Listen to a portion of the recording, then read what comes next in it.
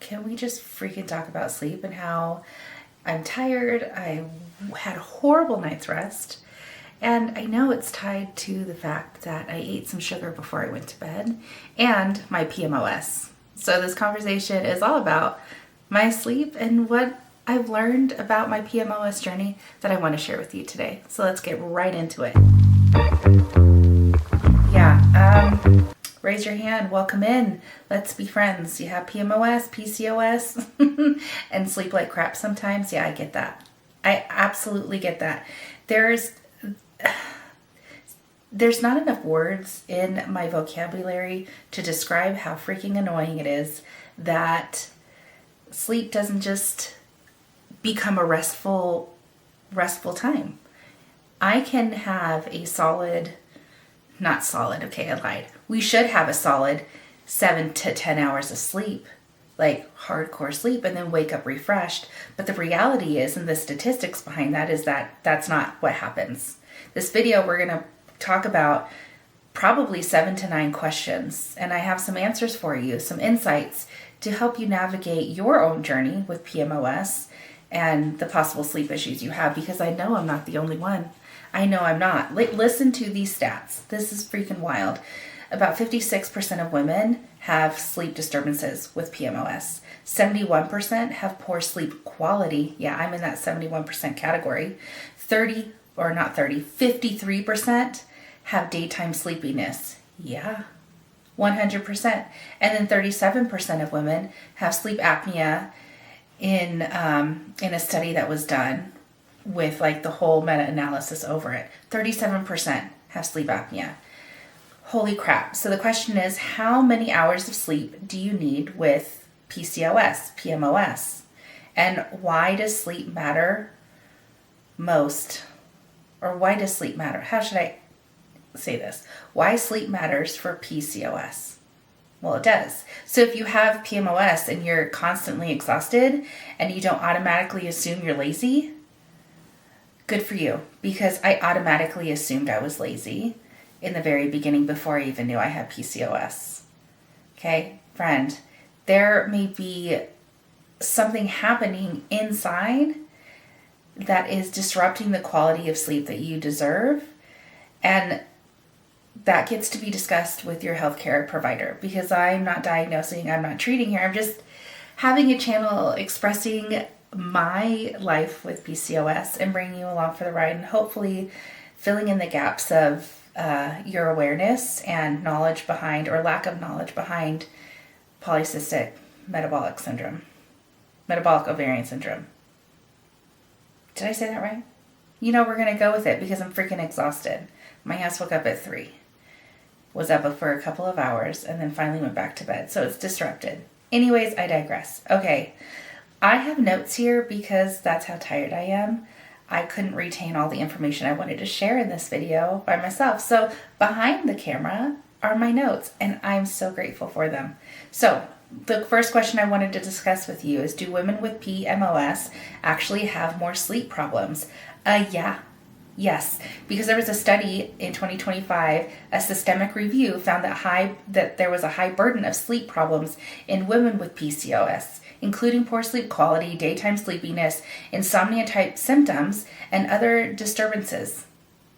If you have PMOS, y'all know, you get it. Sleep struggles are not just something that's made up. It isn't. You're not making this up. You're not lazy. You're just genuinely tired. So that brings me to my second question that I want to answer for you right now. And that's, what about the circadian rhythm? And is that really connected? Well, this is where the research has gotten more interesting. Yeah, it is. And it gets to evolve even past this video that I'm making for y'all. So a 2025 meta-analysis found that the circadian rhythm disturbances, or the disruption, was positively associated with PCOS, now formerly known as PMOS, with differences seen in markers including melatonin, evening cortisol, and sleep efficiency. Research is also seeing an association between PMOS and disruptions in the body's internal clock. Does that resonate? Like, you get that? I do. So, yeah, it is a struggle. But we don't have to stay there. We don't have to make it like a label, right? So that brings me to question 3. Does cortisol explain why women with PMOS wake up at night? Well, friends, beautiful souls, cortisol may be a part of the picture, but it's not the whole thing. And I don't want you to turn to your 3 a.m. alarm and think, oh shit, my cortisol is the issue. It is the issue. No, there's a lot of reasons people wake up during the night. It's just part of the puzzle. Okay? Then that brings me to my 4th question. I want to sit in for a second. Is melatonin different in PMOS? So melatonin isn't just a supplement. Okay? The supplement industry has created it as such, but it's not just a supplement. It's one of the hormones involved in your body's internal clock. And researchers are studying whether it's timing and regulation that is different in the women that have PCOS, PMOS. Hope I said that right. Again, so exhausted here. But I'm doing my best. And I even put a little makeup on, so I know I look a little different. Okay, so I'm on question 5. Stick with me here, we're almost done. Is staying up late a bad idea for women with PMOS? For me, I know it screws me up. Sometimes I can't help it though. I get into these cycles every now and then to where I do want to go to bed earlier. And early means 10:30. I fall asleep by 10:30. Usually it's later than that. But if I don't start winding down hours before, my brain has a really hard time, and I notice I wake up a lot more frequently at night, during the night. I've never been one to have consistent nights of uninterrupted sleep. I thought a lot of people woke up multiple times a night. No, that's just something I struggle with and work on. And I actually found a trio of things that I do that when I'm consistent with it, again, consistency is a struggle. I'm working on it. When I'm consistent with that, I sleep so much better. Is it perfect? Oh, heck no, it's not perfect. But it is so much better and I can feel it. So, again, I'm putting it into practice. So if you're curious about what the 3 things are that I use to help with my sleep, just comment down below and I will happily give that to you, okay? No gatekeeping over here. So, what sleep issues has the strongest evidence? That was a question that Google popped up. So, sleep apnea. Sleep apnea is an issue, and not every woman with PCOS struggles with sleep apnea. But in a 2023 international guideline and conversation that people had, or not even conversation, what is it? It says, the 2023 International PCOS Guideline says women with PCOS have a significantly higher prevalence of obstructed sleep apnea than women without PCOS and is independent of BMI. Yeah, so it's talking about the signs, and I just wanted to share those signs because maybe you're not aware that those are signals that your body's telling you that you could have it. Be snoring, waking up unrefreshed, daytime sleepiness, persistent fatigue. It's hard to explain to my husband why I'm always tired, and sometimes I feel exhausted, not tired, yet I got more sleep than him. I'm sure he is frustrated because he can't support me in that, but also will never truly understand it because he's not a woman. Of course, he won't understand it. It's wild how I can get more sleep than him, but yet feel so freaking exhausted. It's taking everything for me not to have 3 cups of coffee today just to get the edge off. I put makeup on to fake it till I make it, in a sense of, okay, I'm just going to zhuzh up a little bit.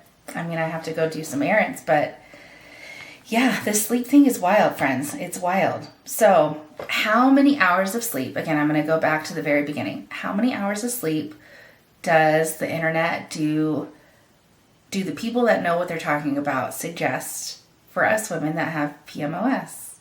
And they suggest 7 to 10 hours of sleep each night because hormonal imbalances and insulin resistance can lower sleep quality. So consistently getting that time that you sleep, like addressing that time, can help address the underlying issues that are causing the disruptions. Oh my gosh, words today. And it's something we get to work on. Okay, we get to work on that. We get to set up a schedule that works for us. A schedule for me might not work for you, but you get to find your rhythm, right?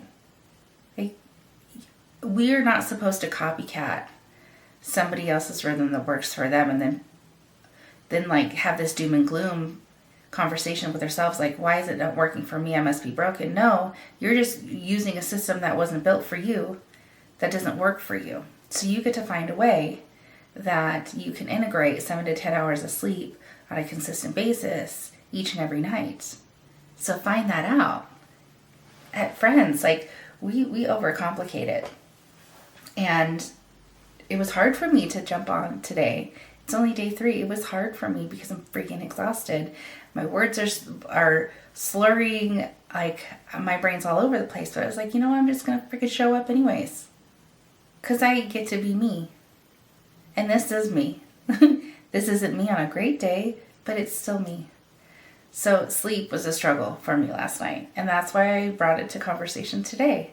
So this whole video is simply to make you aware of some of the stats around sleep, that you're not broken, that there's not something wrong with you. If you have been clinically diagnosed with PMOS, PCOS, then this is a struggle, but you get to figure it out. You get to tap into some of the tools that are out there that help you get better sleep. Last night was an issue. I decided to make a bad choice and eat some sugar before I went to bed. I know for a fact that was the main catalyst of why I had shitty sleep. So guess what? I get to decide. I get to decide to not make that a habit, not tap into that sugar, and maybe just drink some electrolytes before I go to bed instead of the 4 bites of animal, like the animal crackers, you know, those OG horrible for you but delicious animal crackers, the pink and white ones with the sprinkles, the circus animal crackers, y'all, those are freaking delicious. I had 4 of them, but guess what? It was a shit ton of sugar before bed. I now know better, right? So I get to do better. Friends, if you are navigating PMOS, I invite you to hit subscribe. I invite you to follow, because this channel is all about me sharing life with PMOS, educating you the best I can, being real, sharing what works, sharing what doesn't, and my big picture, my big heart in this is to make this a community where women feel seen and heard. I will be inviting some guest speakers on. When the time comes, I'll be extending the invite to my subscribers that want to hop on and share space. This is amazing. We are not broken. I'm going to get some epic sleep tonight. I love y'all so damn much. Don't forget to hit the subscribe button, and I'll see you next time.